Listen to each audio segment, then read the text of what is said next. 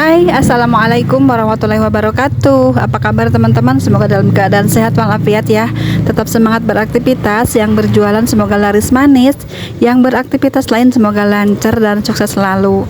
Terima kasih ya udah klik video saya ini ya. Semoga ada manfaatnya ya teman-teman. Kita share lagi kegiatan saya hari ini di warung sembako. Video kali ini saya akan share lagi rahasia sukses menjalani usaha warung sembako. Jadi jamin pasti bakalan untung ya teman-teman. Punya usaha warung sembako itu pokoknya berkaitan dengan kebutuhan pokok kita sehari-hari ya. Memberikan jaminan ataupun kalau produk yang kita tawarkan ini dapat kita jual setiap harinya seperti itu. Salah satunya adalah ketika kita memanfaatkan peluang usaha sembako ini. Karena dari jenis usaha sembako ini benar-benar ya memiliki prospek yang sangat menjanjikan, dan ada beberapa poin yang harus kita perhatikan saat menjalani usaha sembako ya. Yang pertama, prospek dan tren peluang usaha warung sembako ya. Sebagai produk bahan kebutuhan sehari-hari, tingkat permintaan terhadap sembako tidak akan pernah menurun ya teman-teman. Meskipun kadang harganya itu naik turun ya, tapi namanya kebutuhan pokok pasti bakalan ada yang membeli, akan selalu ada yang mencari seperti itu ya. Dan karena itu peluang usaha sembako itu akan terus tinggi. Bahkan pada momen-momen tertentu kita bakalan berhadapan pada peningkatan permintaan salah satu barang ya. Misalnya saat musim kemarau, misalnya kita memerlukan banyak air mineral stoknya di warung kita seperti itu, untuk pengisian showcase-nya ataupun jika menjual es krim ya, es krimnya mungkin lebih cepat lakunya. Bahkan juga jika yang menyediakan es batu juga sangat laris manis seperti itu ya teman-teman. Ada juga di barang-barang lainnya, seperti ada momen Idul Fitri ya, pasti kita bakalan kebanjiran orderan barang-barang sembako yang sangat diminati, yang sangat bermanfaat di kala waktu itu. Atau juga saat kita menjelang Idul Adha ataupun hari-hari besar lainnya ya, seperti permintaan di 17 Agustusan gitu kan, banyak lagi produk sembako yang laris manis dan barang-barang tertentu yang sering banyak dicari pelanggan. Dan juga kita bakalan menghadapi lagi satu bulan yang sangat spesial, yaitu bulan Ramadan. Disitulah ada satu keberkahan untuk kita pemilik warung sembako ya, karena ada barang-barang tertentu yang sangat laris manis di kala bulan Ramadan itu ya teman-teman. Di samping itu, menjalankan usaha warung sembako juga menawarkan beberapa kelebihan jika dibandingkan dengan usaha lain ya. Termasuk diantaranya adalah sarana pemasaran yang mudah teman-teman ya. Saat kita memulai usaha sembako ini, kita dapat menerapkan beberapa strategi pemasaran yang sederhana, tak perlu biaya besar teman-teman ya. Misalnya kita cukup memasang spanduk ataupun banner toko beserta dengan daftar barang yang kita jual ini teman-teman. Itu juga salah satu penarik untuk orang-orang selalu berdatangan ataupun penasaran dengan banner yang kita pasang ini ya. Benar gak sih gitu harganya seperti itu misalnya ya. Biasanya tuh promo-promo seperti itu yang memikat orang lewat gitu, memikat orang yang melihat bacaan banner tersebut. Jadi penasaran, mereka mampir ke warung kita dan terjadilah transaksi beberapa barang ya. Itu yang kita harapkan seperti itu ya teman-teman. Dan prospek selanjutnya dalam mengelola usaha sembako itu dapat terus dikembangkan. Dengan kelebihan selanjutnya dari peluang usaha sembako ini adalah potensinya yang untuk kita itu bisa terus kita kembangkan dengan baik ya, sesuai kemampuan kita tentunya. Saat pertama kali memulainya, kita juga bisa membangun toko itu ataupun warung itu secara kecil-kecilan dulu ya, dengan stok terbatas mungkin ya teman-teman. Namun lama kelamaan kita juga bisa mengembangkannya jadi lebih besar lagi dengan pilihan stok barang yang lebih lengkap juga teman-teman ya. Karena menurut saya warung-warung ataupun toko-toko yang lengkap itu yang menjadi daya tarik untuk para pelanggan agar supaya selalu berdatangan ke warung kita. Selanjutnya, prospek usaha warung sembako itu adalah kita melihat dari penyuplai barang yang relatif gampang, teman-teman ya. Suplai barang yang sangat relatif gampang saat menjalankan usaha warung sembako ini. Kita tidak perlu membingungkan lagi ya, atau kebingungan lagi dalam mencari suplai barang. Kita juga dapat berlangganan secara langsung ke toko ataupun agen-agen atau grosir dan melakukan pembelian dalam jumlah cukup banyak ya. Tentunya dengan sesuai modal kita juga, teman-teman ya. Kalau sudah menjadi pelanggan setia, pihak agen pun akan memberikan kita berbagai pelayanan ekstra kepada kita ya, teman-teman. Termasuk juga fasilitas pengiriman barang yang kita belanjakan itu ke rumah kita ataupun ke toko kita. Jadi kita hanya perlu menghubungi pihak agen saja, pihak distributor saja, ataupun pihak tempat kulakan kita saat kita kehabisan stok barang, dan kita tunggu di warung ya, sambil nunggu warung, sambil nunggu juga pengiriman barang yang kita pesan ini, seperti itu.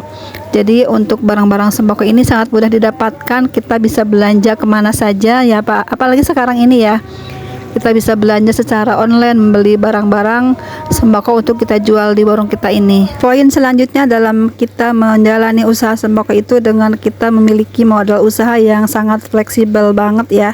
Kita mungkin beranggapan kalau usaha sembako itu perlu modal yang besar, padahal itu tidak sama sekali ya. Kita cukup bermodal seadanya dulu jika di awal gitu ya, teman-teman. Sesuai kemampuan kita, modalnya mau berapapun bisa kita mulai usaha kita ini, usaha sembako ini ya.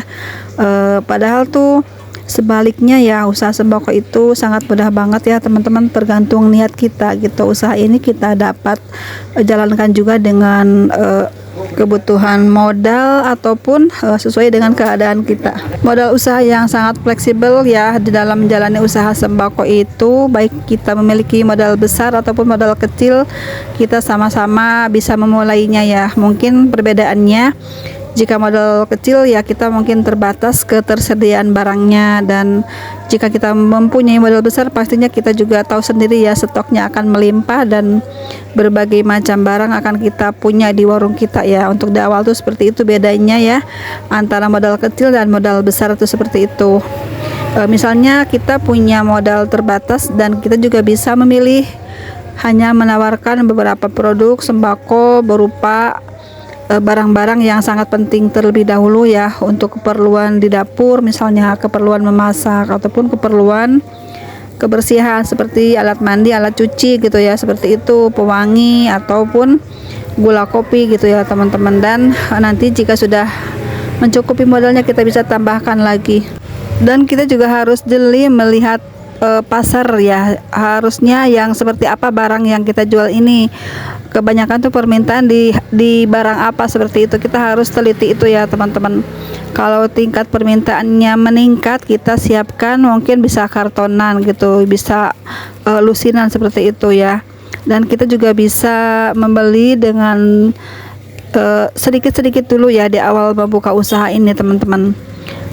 Sedikit demi sedikit memperbanyak stok sembako yang kita jual ini, karena mungkin modal kita itu bisa ditambahkan lagi karena di awal itu sudah berjalan lancar, dan kita juga bisa mengembangkan warung kita ini dengan penghasilan yang kita dapat, kita putarkan lagi ke barang-barang yang memang dibutuhkan para pelanggan. Dan juga ada sedikit estimasi modal usaha warung sembako ya, teman-teman. Ini berikutnya ada beberapa barang yang memang kita harus punya, dan beberapa barang ini yang menjadi penunjang kita saat kita berjualan sembako ya. Misalnya kita memerlukan satu rak besar ataupun kecil untuk menyimpan barang-barang yang akan kita jual ini, dan juga kita harus mempunyai juga meja-meja kecil ya, ataupun untuk menyimpan barang-barang gitu ya, untuk supaya terlihat menarik lagi, seperti itu ya, teman-teman. Dan juga kita harus mempunyai timbangan ya, untuk menimbang telur, misalnya menimbang gula, menimbang minyak, ataupun menimbang barang-barang lainnya jika memang kita membelinya secara karungan. Namun untuk sekarang di awal-awal itu biasanya kita membeli beberapa barang yang sudah ditimbangin dari agennya gitu teman-teman ya. Dan juga kita harus menyediakan paling penting banget adalah bahan pokok yaitu beras ya, jika memang di perkotaan seperti itu. Namun untuk di perkampungan tuh beras tuh jarang ini ya, tidak begitu penting karena mayoritasnya adalah para petani yang mungkin mereka itu kebanyakan yang mempunyai beras ya. Jadi kita sediakan aja di barang-barang sembakonya yang tidak mereka punya dari ladang ataupun dari sawah seperti itu ya teman-teman.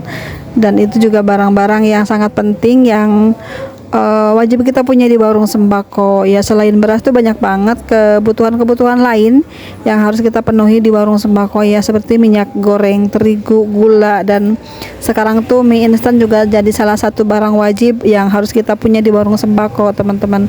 Dan berbagai macam barang lainnya yang sangat dibutuhkan para pelanggan, apalagi jika di sekitar kita itu bapak-bapaknya tuh sering merokok, kita harus jual rokok juga ya, karena itu barang yang mungkin akan cepat larisnya, memberikan kita perputaran yang sangat cepat dengan kita menjual rokok gitu ya teman-teman. Tapi kita lihat dulu di sekitar kita itu pada merokok enggak nih bapak-bapaknya seperti itu ya. Jadi kita harus lihat-lihat dulu situasi di lingkungan kita juga ya saat berbelanja nantinya. Dalam menjalani usaha sembako itu kita harus memikirkan juga untuk biaya operasional kita ya. Misalnya kita harus memikirkan untuk biaya listriknya gitu, per bulannya berapa seperti itu, dan juga biaya kebersihan lain jika di tempat keramaian gitu kan pasti ada uang kebersihan, ataupun untuk uang transportasi kita saat kita berbelanja, ataupun untuk ongkirnya seperti itu juga harus kita perhatikan ya teman-teman. Selanjutnya ke pengelolaan uang ya. Pengelolaan keuangan di warung sembako juga sangat penting banget ya.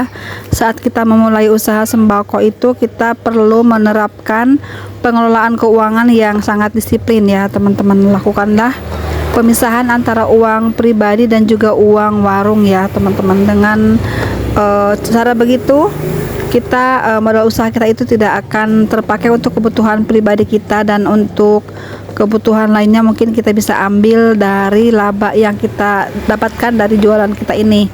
Dan kita juga tidak mau kan bangkrut gara-gara kehabisan modal ataupun kehabisan barangnya dipakai semua gitu kan, nggak mungkin seperti itu teman-teman ya. Namanya jualan itu kita harus putarkan lagi modalnya, harus putarkan lagi keuntungannya juga ya ke teman-teman. Kita harus bisa mengelola keuangan warung antara uang laba dan uang modal itu jangan dicampur-campur ya teman-teman. Kita harus pisahkan, kita harus gunakan lagi keuntungannya untuk berbelanja lagi, membeli barang-barang sembakonya. Saat kita berbelanja juga harus kita perhatikan barang-barang apa saja yang sekiranya cepat perputarannya ya teman-teman.